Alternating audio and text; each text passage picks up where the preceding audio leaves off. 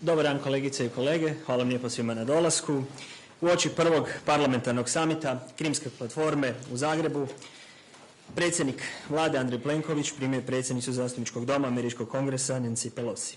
Slijede njihova obraćanja javnosti, nakon kojeg ćete biti u prigodi postaviti nekoliko pitanja. Predsjedniče vlade, izvolite. Hvala lijepa. Zadovoljstvo mi je da smo danas u vladi i u Zagrebu, u Hrvatskoj imali prigodu ugostiti predsjednicu zastupničkog doma Kongresa, gospođu Nancy Pelosi, koju još jedan put želim izraziti dobrodošlicu u Hrvatskoj i zadovoljstvo da se priključila prvom parlamentarnom samitu Krimske platforme koji Hrvatska sa zadovoljstvom i sa snažnom podrškom Ukrajini organizira večeras i sutra u Zagrebu.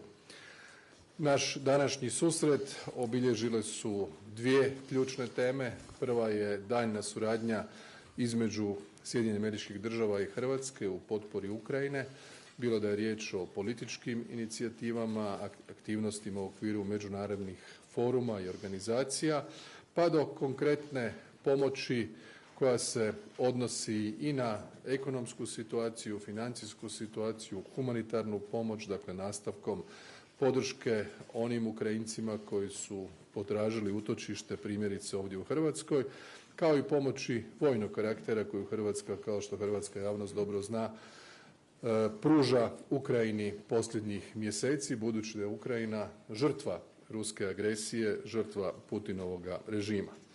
Istodobno Hrvatska i SAD su uvjereni da smo u ovoj situaciji na pravoj strani i prava i morala i zbog toga ćemo nastaviti ovu suradnju davanja podršci nama prijateljskoj Ukrajini.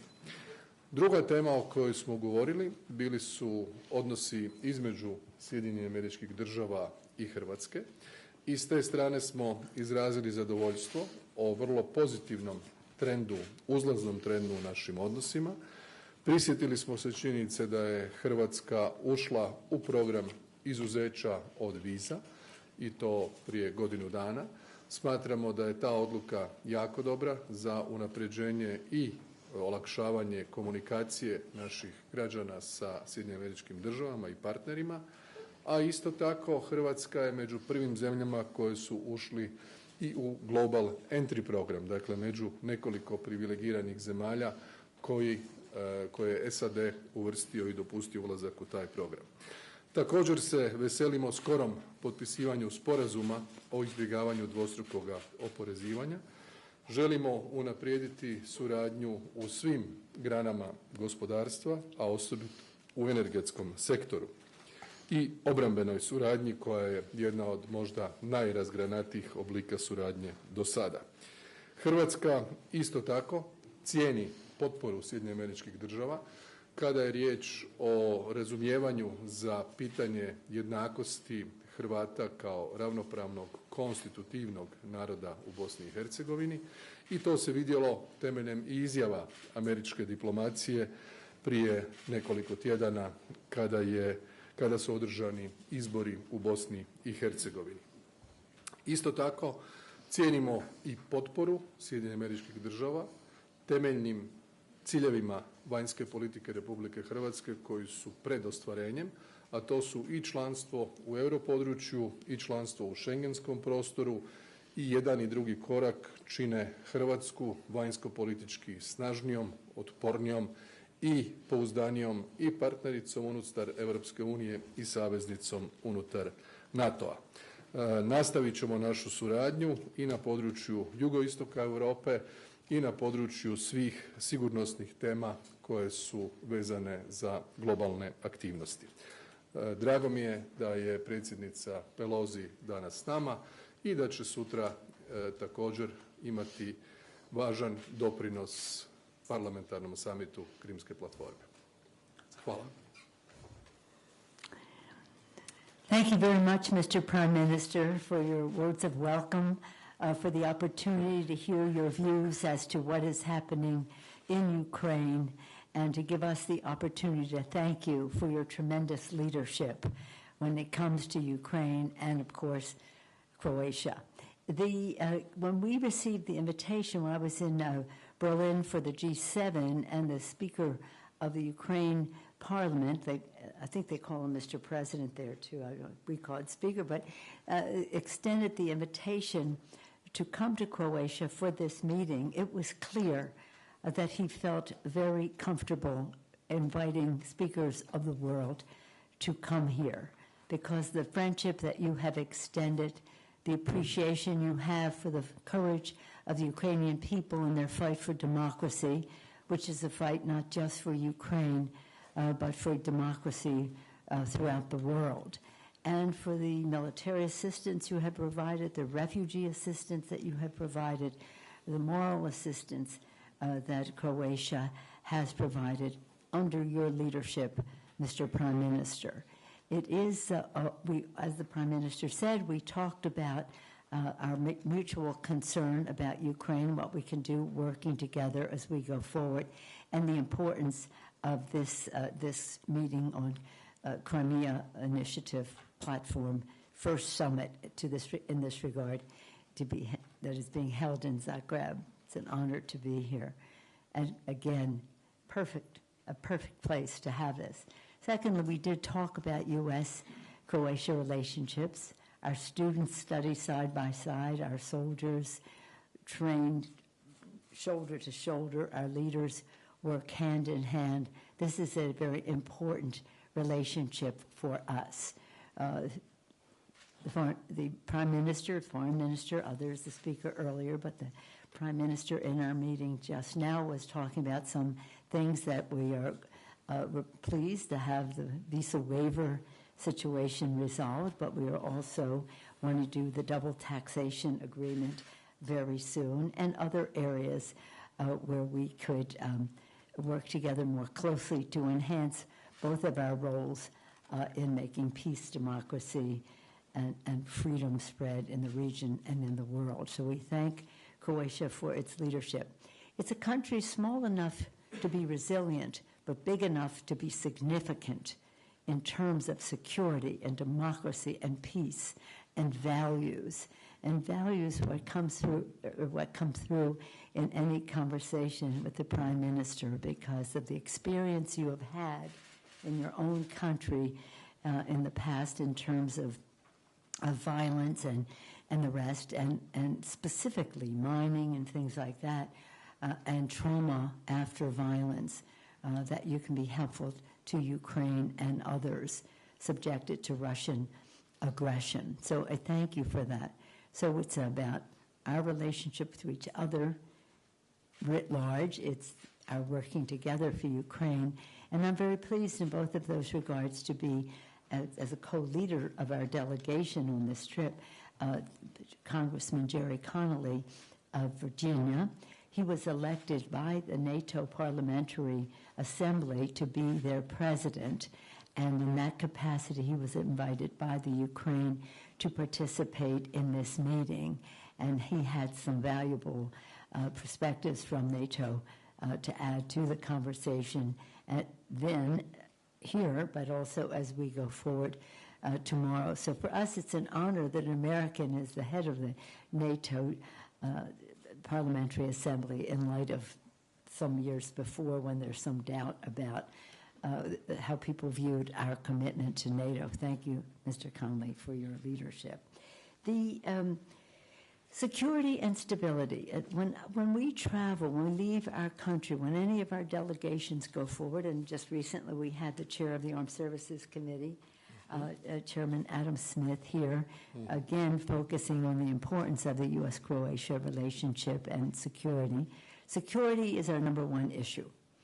Economics, that's one of our primary issues as well, and governance. And in all three areas, we have a very positive relationship, and we learn a lot from each other. We certainly learn from Croatia. Just in final, the last point being about energy. Energy happens to be a leverage point in this war. The Russians have been the supplier of energy, and countries now have to diversify so that they're not being blackmailed by Russia as we go forward. A leader in showing the way in that regard has been Croatia, so thank you for your leadership in that regard. Mr. Prime Minister, thank you for the honor of visiting with you here. Thank you for the hospitality you're extending to all of us for peace in Ukraine, and thank you for your personal leadership in all of this. I yield back. Zahvaljujemo za ove uvodne riječi. Sada imamo vremena za nekoliko pitanja. Hrvoje Krešić. Thank you. Hrvoje Krešić, Nova TV. My question goes both to Speaker Pelosi and Mr. Prime Minister. We have been witnessing the growing involvement of Iran in the conflict in Ukraine. Firstly, throughout the shipment of drones, and it's quite possible to see that there will be additional shipment of rocket systems as well. Do you see this as something that could lead towards further destabilization of the conflict, that eventually things could be going out of hand, that the conflict could become even more globally visible and unfortunately engaging? And just another sub-question to Speaker Pelosi, where can we expect your next unannounced flight and to where? Thank you. Did you want to go first on your No problem. Što se nas tiče, dakle, svaka potpora agresiji koju Rusija provodi nad Ukrajinom je loš potez, pa tako i činjenica da je Iran dostavio dronove koji se koriste protiv Ukrajine, protiv ukrajinskih civilnih meta, protiv ukrajinske kritične infrastrukture. Dakle, cilj tih napada je da ova zima koja slijedi bude još teža i još zahtjevnija za ukrajinski narod, a u konačnici da bude efekt intimidiranja i demoraliziranja. Dakle, to je sasvim jasno o kakvoj vrsti oružja se radi i zašto se koristi. Prema tome, mi se tome snažno protivimo. Protivimo se svakome ko krši međunarodno pravo. Agresija Rusije na Ukrajinu je eklatantan primjer kako se ne poštuje međunarodni poredak utemeljen na međunarodnom pravu. I zbog toga je pozicija Hrvatske bila jasna, čvrsta, nedvosmislena od početka. Tu mislim na hrvatsku Vladu i ponavljam još jednom ono što sam rekao danas ranije kad smo otvarali prostore ukrajinske zajednice, ukrajinske manjine u Hrvatskoj. Hrvatska u ovoj situaciji nije ni neutralna ni nesvrstana, nego se ponaša onako kako vidi stvari, kako ih razumije, kako je informirana na temelju svojih procjena zdravog razuma i privrženosti vrijednostima koje smo imali kada je bila riječ o našoj slobodi i neovisnosti i koju u potpunosti dijelimo kada je riječ o ukrajinskoj borbi za slobodu i za teritorijalni integritet. Thank you. I agree with the Prime Minister on what he has said. I think Iran is making a big mistake. We've been trying for a while now to have a nuclear agreement with Iran so that we can make the world a safer place. And now they're going off aiding the Russians in making the world a less safe place. First of all, we have to be able to counter the drones. And that is something that we have to do, which I won't go into right here. You see some success on the part of the Ukrainians already in stopping some of them. But it's a dangerous technology, and it must be stopped. And that they would ally themselves with Russia in this regard should be a message to other countries who might want to refrain from voting in certain global bodies or just in their relationship with Russia to think again about it, because Iran has upped the ante. And if you're concerned about Iran, you should be concerned about Iran supplying Russia with this technology. Again, we just want to be able to counter because it's very deadly. It's very deadly. As far as my plans are concerned, I go where I'm invited. The president of Ukraine called me to make sure I accepted the invitation of Speaker Stepanchuk to come here. It is election time in our state, so this is of the highest priority that I would take time away from that very important election to come here. In gratitude to Croatia for hosting it and being so supportive of Ukraine in this battle for democracy, and also supportive of the courage of the people of Ukraine for the fight that they're making, and the leadership of the President of Ukraine and the Speaker of the House, Stepanchuk. Bloomberg News. Madam Speaker, you just spoke about the midterm elections.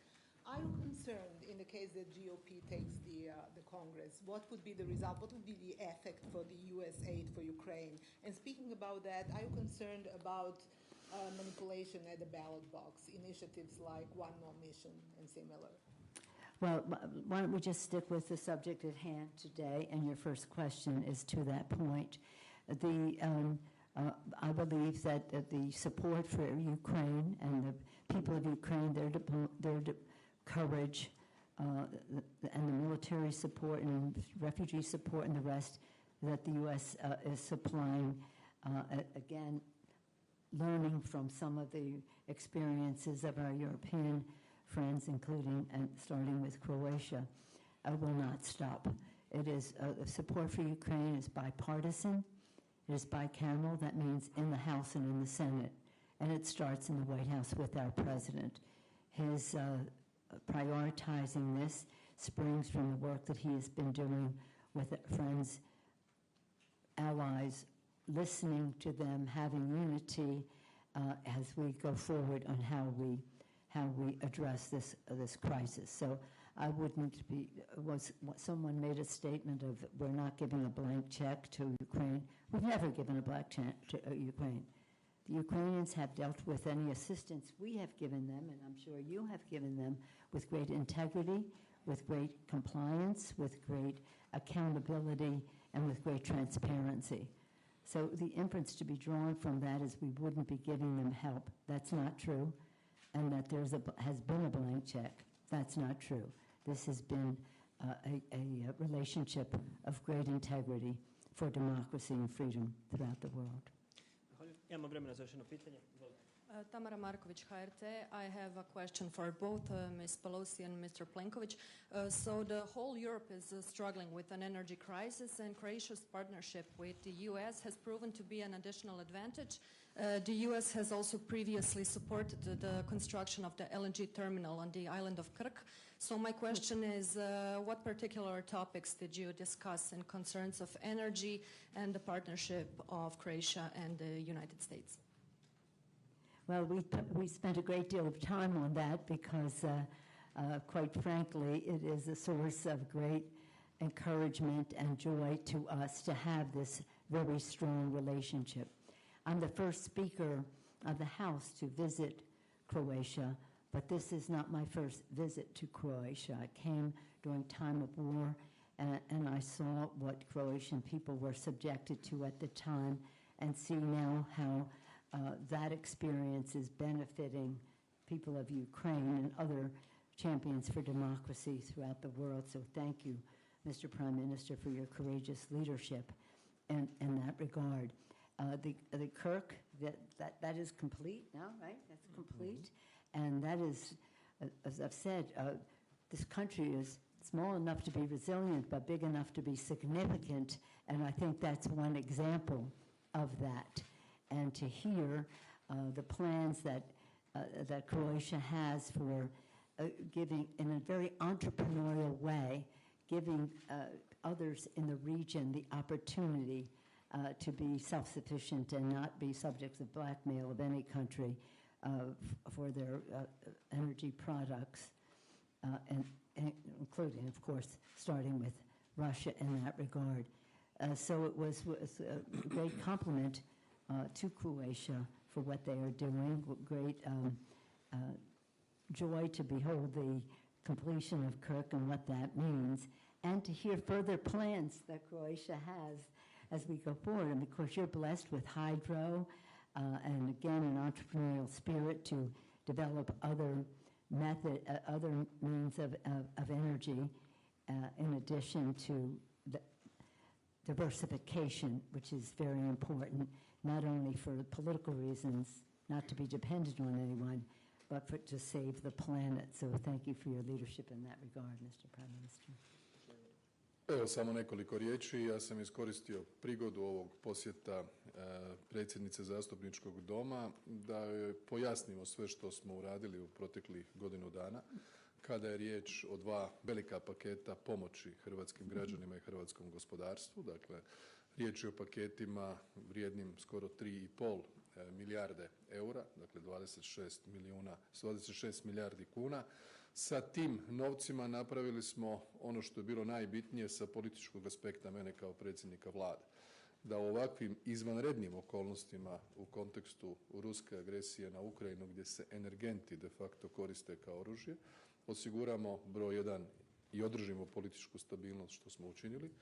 2, da zadržimo socijalnu koheziju u društvu, da niko ne bude ostavljen po strani i 3, da spriječimo socijalnu frakturu. A socijalnu frakturu se sprečava tako da ostanu i cijene plina i cijene struje tijekom jeseni i zime kao što su bile i prije. A da cijeli paket koji smo donijeli ima antiinflatorni efekt i bude potpora kroz redistribucijsku snagu proračuna upravo onim građanima i onim skupinama koje su inače u nezavidnijem položaju kojima treba pomoći. U tom kontekstu energetska uloga Hrvatske koja je za vrijeme mandata moje prve Vlade konačno riješila 4 desetljeća dugu raspravu u hrvatskim energetskim krugovima koja se svodila treba li nam ili nam ne treba LNG terminal na Krku. Jako dobro znamo tko je bio za, tko je bio protiv. Mi smo donijeli odluku da napravimo LNG terminal, napravili smo ga, iskoristili 100 milijuna eura potpore Europske unije, dodali svojih 100 milijuna eura, još su 33-4 milijuna eura dali HEP i Plinacro i terminal je tu. Ove godine kao posljedica ove krize mi smo donijeli stratešku odluku da dignemo kapacitete postojećeg LNG terminala sa 2,9 milijardi kubičnih metara plina godišnje na 6,1 milijardu kubičnih metara i da nastojimo iskoristiti kontekst izvora sredstava kroz Repower EU kako bismo omogućili da Hrvatska doista postane energetski hub kada je riječ o ukapljenom prirodnom plinu koji bi dolazio u Hrvatsku i kasnije se distribuirao i nama susjednim zemljama. To je ta dodana vrijednost Hrvatske gdje ne gledamo svoje potrebe jer one su samo 2,8 milijardi kubika godišnje uključivši kućanstva, gospodarstvo i industriju. Ovo je potez više, potez odgovorne članice sa kvalitetnom infrastrukturom i strateškim odlukama koje su dugoročno dobre za nas i dobre za sve one koji su u našem susjedstvu. I u tom kontekstu naravno da želimo dalje razvijati energetsku suradnju sa SAD-om. Zahvaljujem svima, ovime ćemo zaključiti zajedničke izjave za medije. Hvala lijepo. Let's say one more thing, because I'm not sure I've completely answered one question. The Prime Minister was very clear in how we go forward in terms of our relationship. We talked about the visa waiver that has already been affected, how we need to have the double taxation agreement, and that will be soon. We talked about the situation in Bosnia in terms of the respect for Croatians there, and we talked about Schengen. So he gave us a full agenda to take back to the President of the United States as well as to our Secretary of State and other relevant, and to the Congress of the United States. Thank you, Mr. Prime Minister. Thank you. Thank you very much for being here. Zahvaljujem. Hvala. Doviđenja. Excellent.